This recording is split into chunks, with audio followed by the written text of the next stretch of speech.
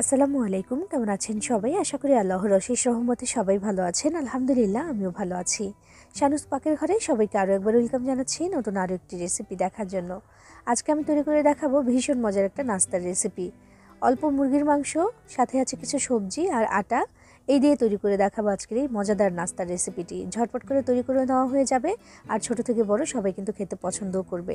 তো চলুন এটা কীভাবে বানিয়েছি দেখে নেওয়া যাক। আর আপনি আমার ভিডিওতে একটা লাইক করে চ্যানেলটি সাবস্ক্রাইব করে পাশেই থাকবেন আশা করছি। বিসমিল্লাহির রহমানির রহিম। প্রথমেই আমি একটা মিক্সিং বলে নিয়ে নিচ্ছি 2 কাপ পরিমাণে আটা। এবার এখানে দিয়ে দিলাম আধা চা চামচ লবণ আর 1 চা চামচ চিনি। চিনিটা দেওয়ার কারণে কিন্তু স্বাদের ব্যালেন্সটা অনেক বেশি ভালো হয়। এরপর দিয়ে দিয়েছি আমি এখানে 2 টেবিল চামচ পরিমাণে সয়াবিন তেল। দিয়ে ভালো করে হাত দিয়ে মাখিয়ে নিতে হবে বা মিশিয়ে দিতে হবে। যত ভালো করে মিশে যাবে নাস্তাটা কিন্তু ততই বেশি ভালো হবে। আর উপরের যে আবরণটা সেটাও কিন্তু একটু মুচমুচে হবে। দেখুন, মেশানোর এক পর্যায়ে দেখবেন মুঠ করলে মুঠ হয়ে যাবে, আবার এইভাবে করে ঝুরঝুর করে কিন্তু পড়েও যাবে। তখন বুঝতে হবে যে ঠিকঠাক করে মাখিয়ে নেওয়া হয়ে গেছে। এবার অল্প অল্প করে নর্মাল পানি দিয়ে আমি এখানে একটা ডো তৈরি করে নেব। রুটি বানানোর জন্য যে একটা ডো আমরা তৈরি করি না, যেমন করে ঠিক তেমন করেই কিন্তু এরকম একটা ডো এখানে তৈরি করে নিতে হবে। খুব বেশি শক্ত না, আবার একেবারে নরমও না। তবে খেয়াল রাখবেন যে পানিটা যেন বারবার একটু একটু করে দেওয়া হয়। একবার দিয়ে দিলেই কিন্তু ঝামেলা বেশি হয়ে যেতে পারে। তো আমি অল্প অল্প করে পানি দিয়ে এখানে একটা সফট ডো বানিয়ে নিয়েছি। এবার এটাকে রেস্টে রেখে দিতে হবে 10 থেকে 15 মিনিটের জন্য। তো একটু তেল মাখিয়ে তারপর আমি একটু রেস্টে রেখে দেবো এটাকে। মানে আমি যে চিকেনের পুরটা এখন রেডি করব, সেটা করতে যতক্ষণ লাগে ততক্ষণ এটা থাকবে আর কি রেস্টে। তো আমি ঢাকনা দিয়ে ঢেকে একটা পাশে রেখে দিচ্ছি। এদিকে চুলায় একটা প্যান বসিয়ে দিয়েছি, তার মধ্যে দিয়ে দিচ্ছি 1 টেবিল চামচ পরিমাণে তেল। তেলটা একটু গরম হয়ে এলে এখানে দিয়ে দিতে হবে পেঁয়াজ কুচি। আমি 1/3 কাপ পরিমাণে পেঁয়াজ কুচি করে রেখেছিলাম, একদম ছোট কুচি। দেখুন, এটা এখানে দিয়ে দিলাম। এবার নেড়েচেড়ে একটু নরম করে নিতে হবে এটাকে। লাল লাল করে নেওয়ার কোনো দরকার নেই, একটু নরম হলেই চলবে কিন্তু প্রথম অবস্থাতে। যখন এমন একটু নরম হয়ে আসবে তখন এর মধ্যে দিয়ে দিতে হবে চিকেন। আমি যে চিকেনটা নিয়েছি, চিকেনটাকেও কিন্তু এমন ছোট করেই কেটে নিয়েছি, একদম ছোট ছোট করে কেটে রেখেছি 1 কাপ পরিমাণে চিকেন। তো সেটা এখানে আমি দিয়ে দিলাম। দিয়ে এবার নাড়াচাড়া করে চিকেনটা আর এই পেঁয়াজটা একসাথে একটু ভেজে নেব আমি। সব কিছু দেওয়ার আগে কিন্তু চিকেনটা এভাবে একটু ভেজে নেওয়া ভালো, সেক্ষেত্রে এই যে পুরটা এটা কিন্তু ভালো হয় খেতে। তো নাড়াচাড়া করতে করতে চিকেন থেকে দেখা যাবে যে হালকা একটু পানি বের হয়ে এসেছে। এই পানিটা শুকিয়ে গেলেই কিন্তু একটু ভাজা ভাজা হয়ে যাবে। দেখুন, কালারটা কিন্তু চেঞ্জ হয়ে এসেছে, পানিটাও প্রায় শুকিয়ে গেছে। এবার এখানে আমি বাকি উপকরণগুলো কিন্তু এক এক করে দিয়ে দেব। নিজের ইচ্ছে মতো যে কোনো সবজি এখানে অ্যাড করে দিতে পারেন। তো আমি আমার পছন্দ মতো দিয়ে দিলাম, আর হাতের কাছে যা ছিল আর কি বাড়িতে আমি সেগুলো দিয়ে দিয়েছি। এখানে মিডিয়াম সাইজের একটা আলু নিয়ে এরকম ছোট করে কেটে রেখেছিলাম, সেটা দিয়ে দিলাম। কিছুটা পরিমাণে ফুলকপি ছিল, সেটাও আমি এরকম ছোট করে দিয়ে দিলাম। আর দিয়ে দিয়েছি এখানে পেঁয়াজ কুচি, মানে পেঁয়াজ কুচি না, পেঁয়াজের যে পাতাটা সেটা কুচি করে দিয়েছি। আর দিয়ে দিলাম পছন্দ মতো একটু কাঁচামরিচ কুচি। ঝালের পরিমাণটা যার যার পছন্দ মতো দিবেন, সেজন্য আমি কিন্তু এখানে আর পরিমাণটা বলছি না। তো দিয়ে দিলাম আমি। এরপর সব কিছু একসাথে একটু ভালো করে মিক্স করে নিতে হবে। একটু যখন মিক্স করে নেওয়া হয়ে গেছে, আধা চা চামচ পরিমাণে রসুন বাটা, আধা চা চামচ দিয়েছি আদা বাটা, স্বাদ মতো লবণ দিয়েছি, 1 চা চামচ দিয়েছি এখানে ধনিয়া গুঁড়া, 1 চা চামচ দিয়েছি এখানে জিরার গুঁড়া, আর সামান্য একটু দিয়েছিলাম হলুদের গুঁড়া, আর দিয়ে দিলাম আমি আধা চা চামচ পরিমাণে লাল মরিচের গুঁড়া। আবারও বলছি, ঝালের পরিমাণটা কিন্তু বুঝে শুনে দিবেন। আমি একটু ভালো পরিমাণেই দিয়েছি, তবে বাড়িতে বাচ্চা থাকলে কিন্তু একটু কমিয়ে দিতে পারেন। তো আমি সব কিছু একসাথে একটু মিক্স করে নিলাম, নিয়ে এবার 1 কাপ পরিমাণে পানি দিয়ে দিয়েছি।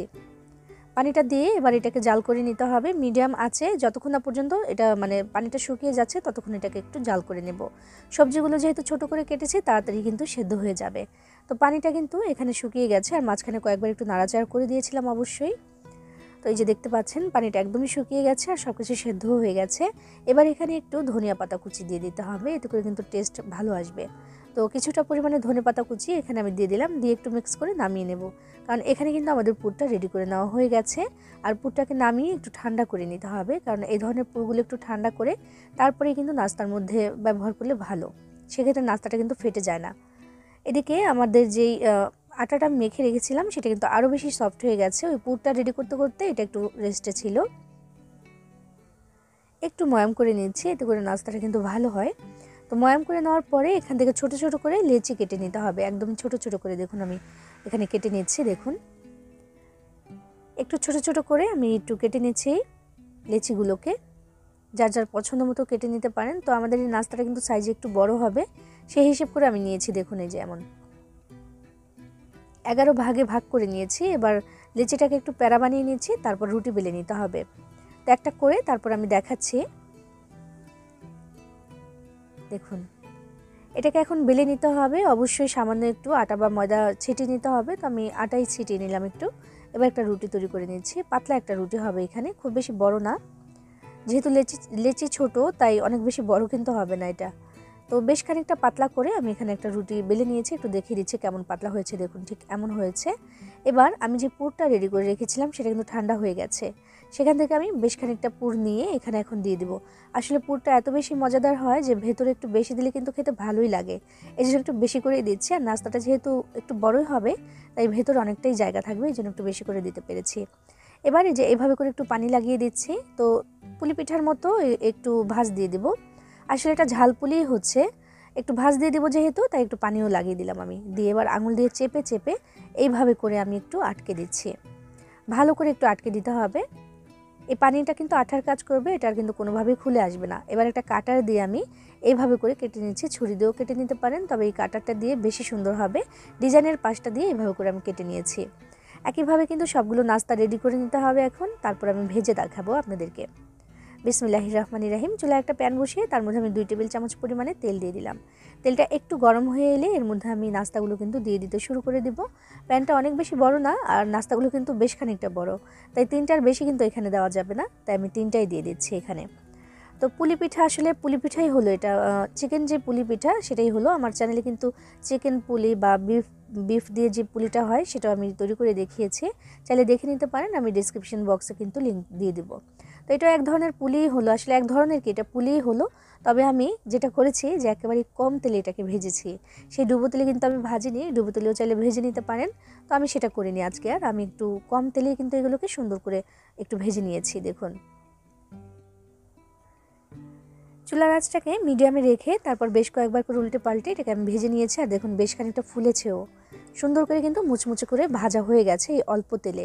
এবার এগুলোকে আমি তুলে নিচ্ছি। একইভাবে সবগুলোকেই ভেজে নেব। চিকেন পুলি বলি অথবা এটাকে আমি নাস্তা বলি, যেটাই বলি না কেন, খেতে কিন্তু একদম অসাধারণ একটা নাস্তা। কারণ ভেতরে যে পুরটা দিয়েছি সেটা দারুণ হয়েছে, আর বাইরের আবরণটাও কিন্তু অল্প তেলে ভেজেছি, তবুও কিন্তু বেশ খানিকটা মুচমুচে হয়েছে। এভাবে বানিয়ে কিন্তু খেয়ে দেখতে পারেন, ভালো লাগবে আশা করছি। সবাই ভালো থাকবেন, সবার জন্য সবাই দোয়া করবেন। আল্লাহ হাফিজ।